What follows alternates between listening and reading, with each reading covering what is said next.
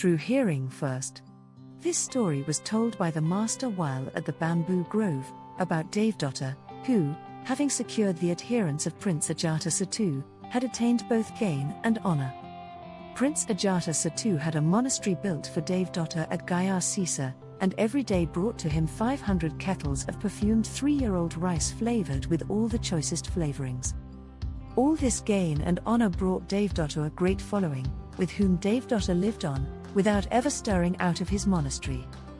At that time there were living in Rajgraya city 2 friends, of whom one had taken the vows under the master, while the other had taken them under Devadatta. And these continued to see one another, either casually or by visiting the monasteries. Now one day the disciple of Devadatta said to the other, "Sir, why do you daily go round for alms with the sweat streaming off you?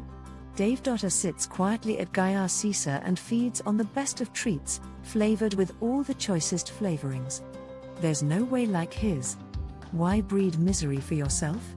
Why should it not be a good thing for you to come the first thing in the morning to the monastery at Gayasisa and there drink our rice porridge with a relish after it, try our 18 kinds of solid dishes, and enjoy our excellent soft food, flavored with all the choicest flavorings?" Being pressed time after time to accept the invitation, the other began to want to go, and from then on used to go to Gayasisa and there eat and eat, not forgetting however to return to the bamboo grove at the proper hour. In spite of that he could not keep it secret always, and in a little while it came out that he used to rush off to Gayasisa and there fed himself with the food provided for Devadatta. Accordingly, his friends asked him, saying, "Is it true, as they say, that you feed yourself on the food provided for Devadatta?" "Who said that?" said he. "So-and-so said it." "It is true, sirs, that I go to Gayasisa and eat there. But it is not Devadatta who gives me food, others do that. Sir, Devadatta is the enemy of the Buddhas. In his wickedness, he has secured the adherence of Ajatasattu and by unrighteousness got gain and honor for himself. Yet you who have taken the vows according to this faith which leads to nirvana, salvation, eat the food which Devadatta gets by unrighteousness. Come, let us bring you before the master." And, taking with them the brother monk, they went to the hall of truth. When the master became aware of their presence, he said, "Brethren monks, are you bringing this brother here against his will?" "Yes, sir, this brother, after taking the vows under you, eats the food which Devadatta gets by unrighteousness. Is it true, as they say, that you eat the food which Devadatta gets by unrighteousness?" "It was not Devadatta, sir, that gave it me, but others." "Raise no quibbles here, brother," said the master. "Devadatta is a man of bad conduct and bad principle. Oh, how could you, who have taken the vows here, eat Devadatta's food, while adhering to my teaching? But you have always been prone to being led away, and have followed in turn every one you meet." And, so saying, he told this story of the past.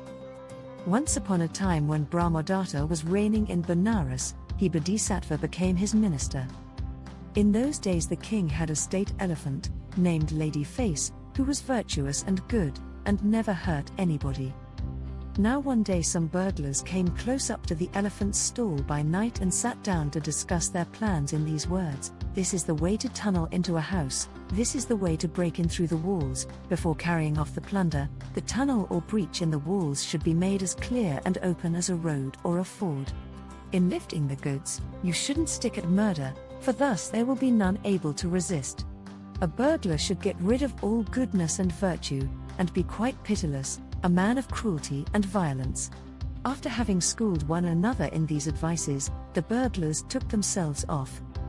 The next day too they came, and many other days besides, and held same talk together, till the elephant came to the conclusion that they came expressly to instruct him, and that he must turn pitiless, cruel, and violent. And such indeed he became.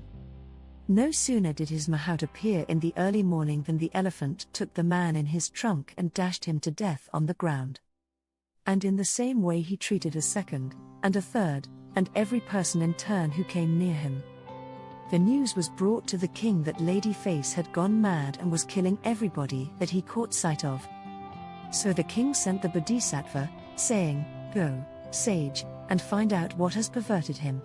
Away went the Bodhisattva, and soon satisfied himself that the elephant showed no signs of bodily ailment. As he thought over the possible causes of the change, he came to the conclusion that the elephant must have heard persons talking near him, and have imagined that they were giving him a lesson, and that this was what had perverted the animal. Accordingly, he asked the elephant keepers whether any persons had been talking together recently near the stall by night. "Yes, my lord," was the answer, "some burglars came and talked." Then the Bodhisattva went and told the king, saying, "There is nothing wrong, sire, with the elephant bodily, he has been perverted by overhearing some burglars talk." "Well, what is to be done now?" "Order good men, sages and Brahmins, to sit in his stall and to talk of goodness." "Do so, my friend," said the king. Then the Bodhisattva set good men, sages and Brahmins, in the stall, and asked them to talk of goodness. And they, taking their seats hard by the elephant, spoke as follows: "Neither maltreat nor kill. The good should be long-suffering, loving, and merciful." Hearing this, the elephant thought they must mean this as a lesson for him, and resolved from then on to become good. And good he became. "Well, my friend," said the king to the Bodhisattva, "is he good now?" "Yes, your majesty," said the Bodhisattva, "thanks to wise and good men, the elephant who was so perverted has become himself again."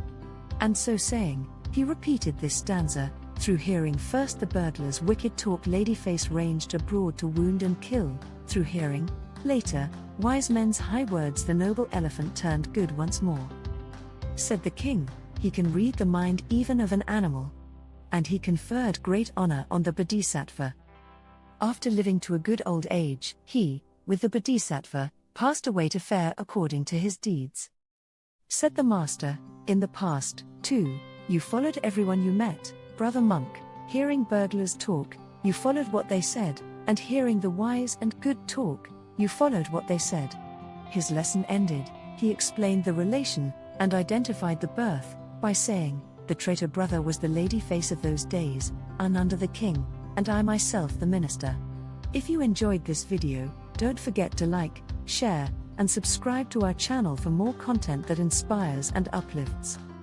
And remember, these stories are meant to be shared, because wisdom grows when it's passed on.